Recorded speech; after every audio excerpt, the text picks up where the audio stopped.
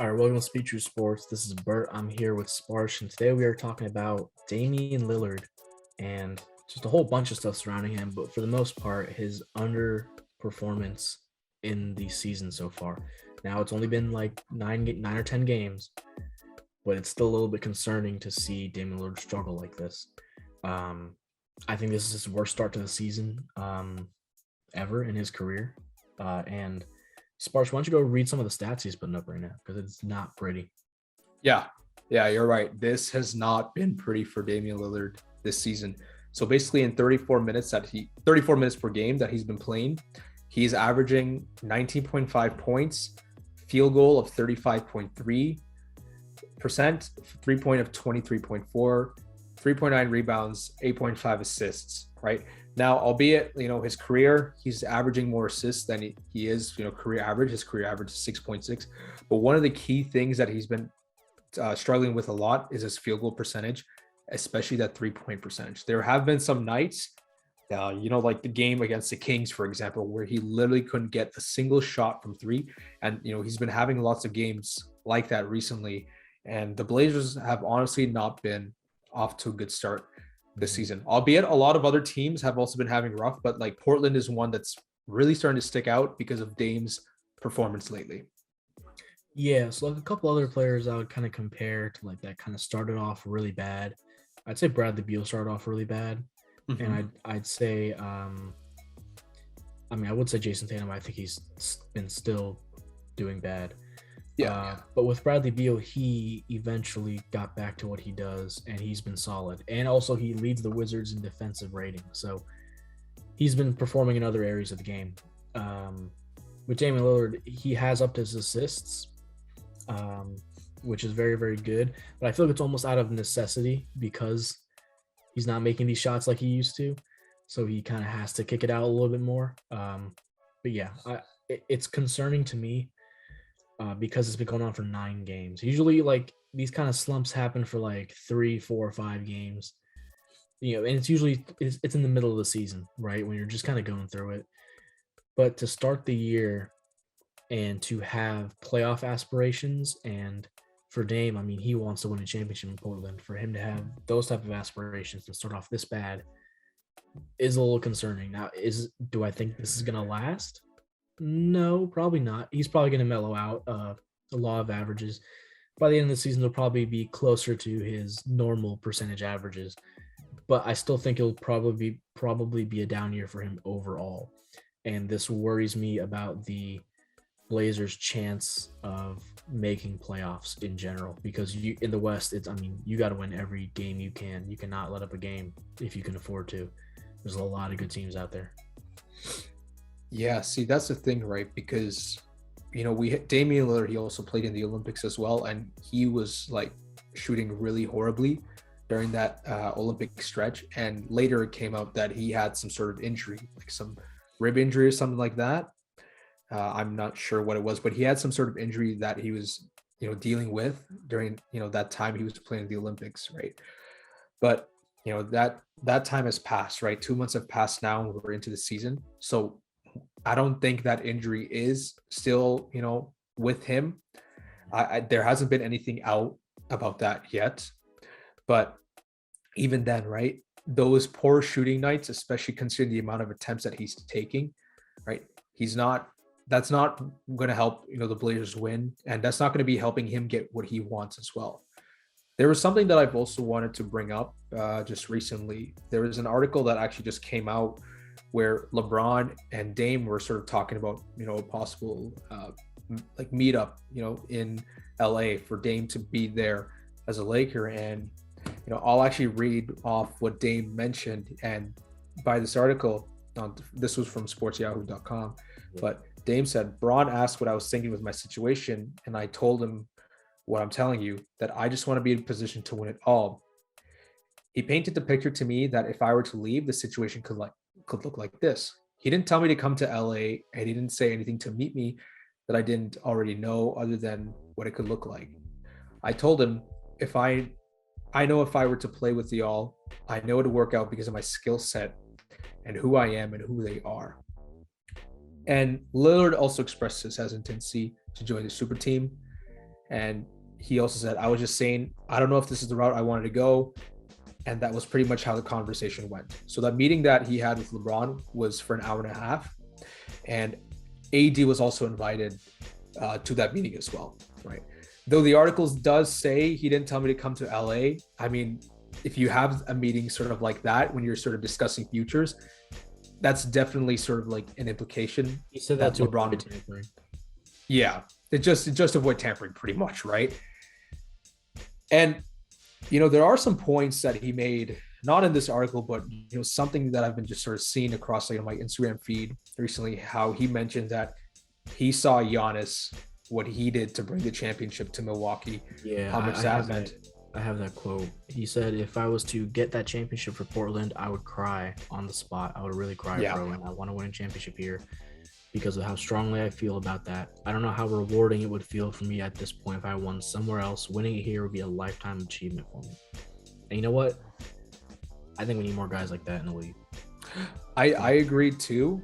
And see, the thing that makes it so hard for Damian Lillard's situation, when you compare it to Milwaukee made moves to build that team around Giannis. They have Middleton, and then they have, Middleton and Giannis were pretty much together, but they were able to sign those two, keep those two together, right? They made moves for other shooters, right, to build around Giannis. And then after that key trade that they made last year where they got Drew Holiday. Mm-hmm. Now you got that crazy defensive big three. You got Middleton that's taking the closing shots. You've got a lot of other role players that can really hit the shot from the three as well. And see, that's the difference between Milwaukee and Portland, where you don't really see this team meshing nicely. And don't get me wrong, Portland has a great set of talent. They have really talented guys. Dame Lillard, CJ McCollum, Norman Powell, Yusuf Nurkic, right? Those are some pretty good players that they have over there, but it's the sum of all the parts is not greater than all of the individuals, you could say, right? And we'll see what it's like later on with Chauncey Billups. They hired him this season after the firing of Terry Stotts. That season, he can't seem to really make an adjustment, but then even then this season, right, it's also been a bit of a rough start. We'll see how it goes on later. A lot of this has also been attributed to sort of Dame shooting, and even Nurkic just not performing to what he is supposed to be performing, especially as a big for them, right? Yeah. There have been reports that Damian Lillard has kind of wanted, or supposedly wants, Draymond Green to come to the Blazers. And apparently, I think this came from a Warriors beat writer, that if Draymond Green was lowballed by the front office, he probably would leave. I saw that post, yes. I don't think they're going to lowball him, so I'm not sure how they're going to acquire Draymond Green, the Blazers. But also, they're just stuck in, they have no cap space. They have, I feel like they have no drive to make a truly winning team. Their front office just seems kind of content. Yeah. I am totally all for guys being loyal and sticking to their teams. I think it makes the league better to watch, in my opinion. But if you've been there for a long time and your team hasn't done anything to help you out, I think everyone has given Dame the you can leave pass, right? It's okay if you leave. Yeah, I've also, at this point, it's just you're putting so much in, and then despite, how bad it has been with the front office. You saw the signings they made during this offseason. They didn't really make any significant moves to their roster. It's just there's just some pieces, I guess, but it doesn't help contribute to what they really need. Their holes aren't filled. And I'm pretty sure Dame is aware of this, right? And yet he's still choosing to stay with Portland. I've been seeing people say that, oh, well, and if he's losing at this point, then he better not be complaining because he chose to stick with Portland. People are saying, oh, he should leave, right? At this point, the loyalty's great, but I really don't see any sort of way how Portland is really going to get a championship with this team. I think they have to trade CJ McCollum. I think that's the first step. He's taken up a lot of cap space. he's their only contract that they can match to get another star if possible. I know Karl Anthony Towns talked about him. He supposedly got hacked, which is big cap, and then liked a tweet that said "free cat" from the Timberwolves or whatever. And look, I mean, the Blazers can make a move for him.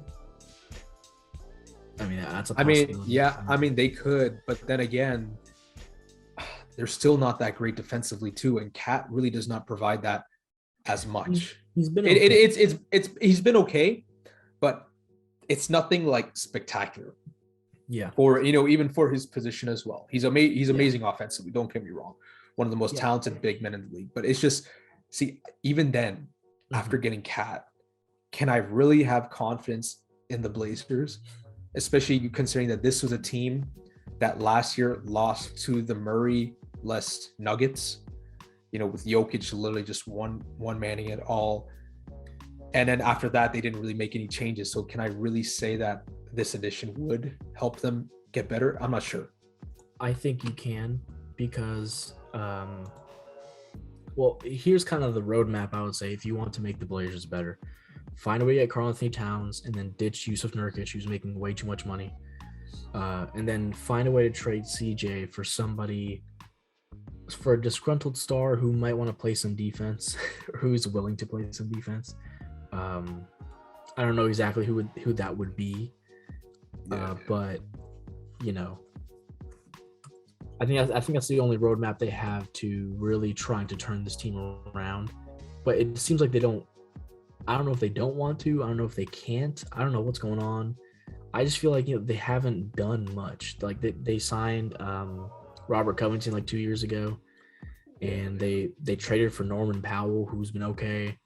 But it's like, did you really need Norman Powell? Did you really have to trade Gary Trent for Norman Powell? So it's kind of a wash. Like, no offense.